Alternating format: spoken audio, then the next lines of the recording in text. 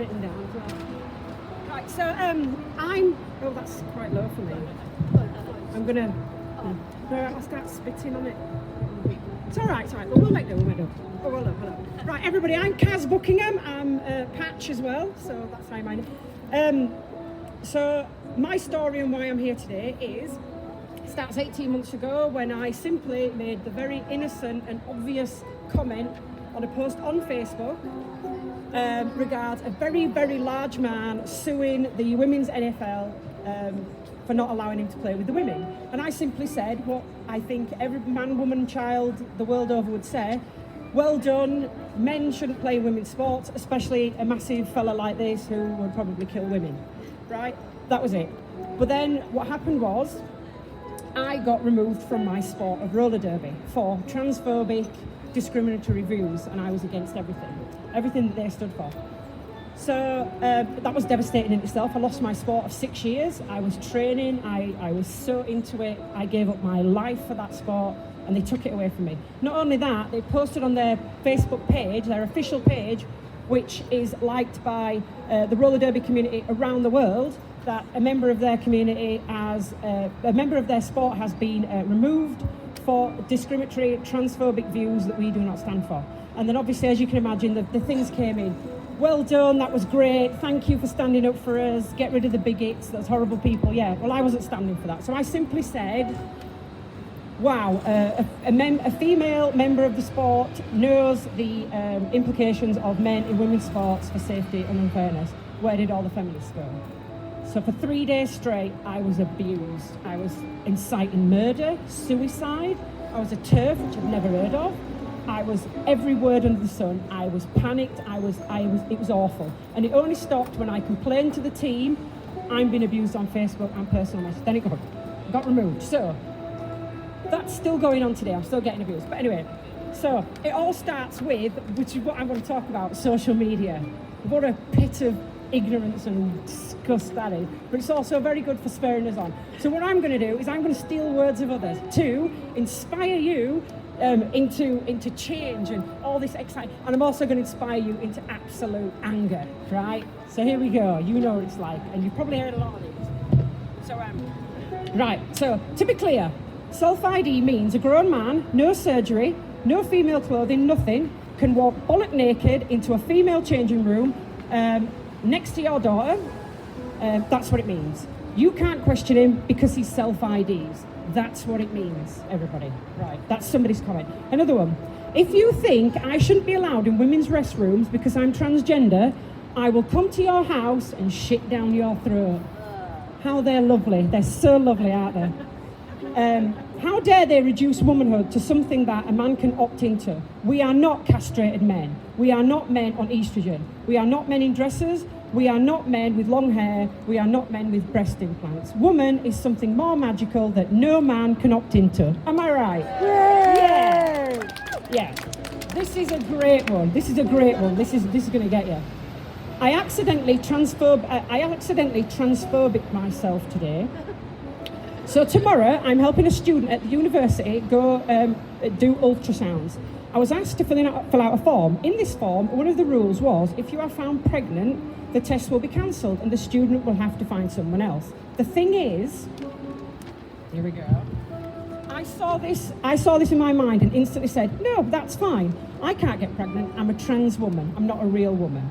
Now, I'm mentally bashing my head against the wall. Has anyone made this accident? That one thing has taken a toll on my dysphoria.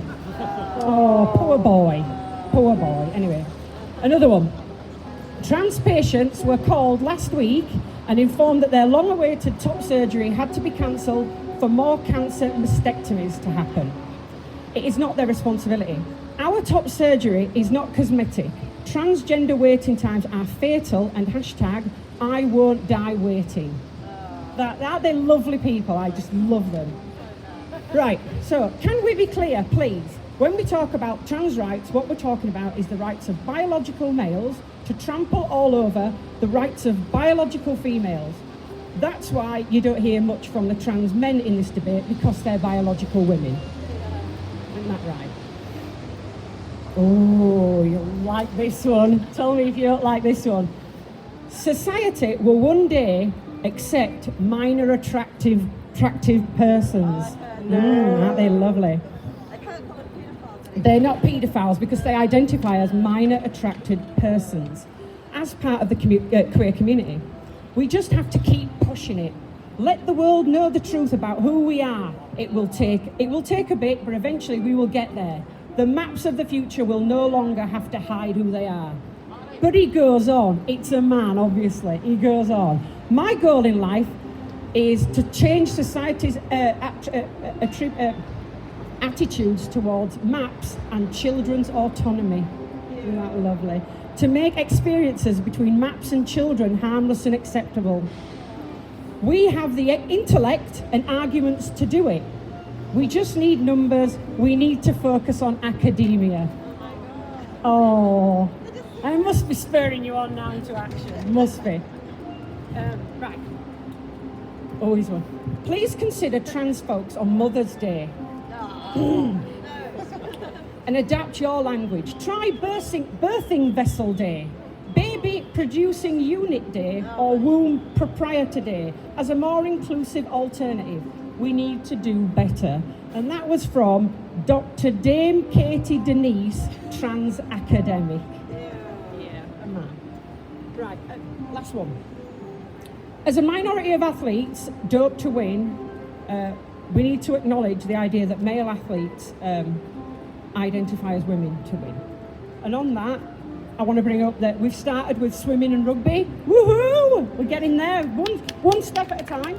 And with that, I want to say about a project I want to start up. So I want to see roller derby take on this. This is what I'm going for now. I am going for it. It wasn't in my scope because they're so trans they're so into whatever the new fad is, whatever it is, they're into it. And it was a sport started up mostly by women who just want to get out of their ordinary lives, put on skates, change their demeanour, give themselves a really cool hard name and knock the shit out of each other and just get away from the kitchen. That's how it started out. Now it's all about how can we be more inclusive to men, because we should let them in, because it shouldn't just be for women.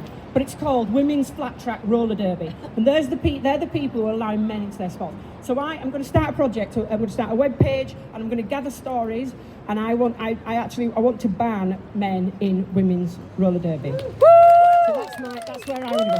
But just on that, I was thinking on the car over here about so the whole thing is this sex self-ID. That's why we're here. And mostly what we're talking about is men identifying as females and making it official. But let's not forget that opens it up to children, right? And as a mother, you know what teenagers, you know what kids are like. They know everything. They know their rights and they know how to get stuff now. So all they have to do is say, Mum, I want to be a princess. You have to buy me expensive dresses, tiaras, deliver my meals to me, clean my room for me, do whatever I say. And if Mum says, don't be ridiculous, you're not a princess, I'm not doing that. All that child has to do is say, my mum won't let me do this, and that's it. That mother is an abuser. She's, against her children. She's not allowing her children to self-ID, and it just opens the pathways to all this absolute nonsense. So let's not let it happen. So that's where I am. And I'm the last speaker today, so I'll pass you back over to Anna. So I hope I riled you up for the march. Yeah.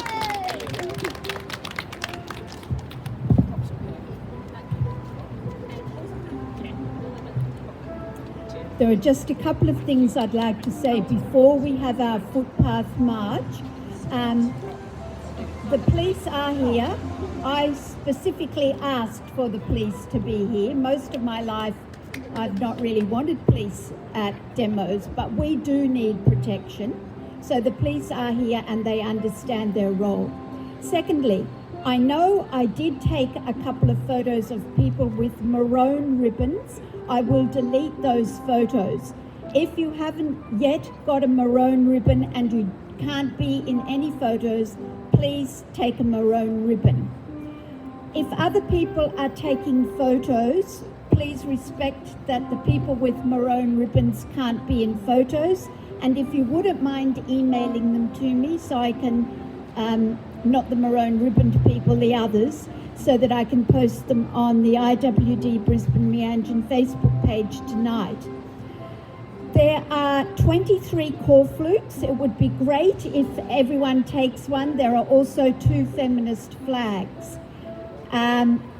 please be aware that in the past we have had our core flutes taken by people who oppose women's sex-based rights, so protect your core flute. We will pack up now and Christine will lead us on our march. Thank you all for coming. If there is anyone here who would like to speak at the next one, just send me a direct message on the Facebook page, because we're all welcome to have a go. Thanks. Woo-hoo!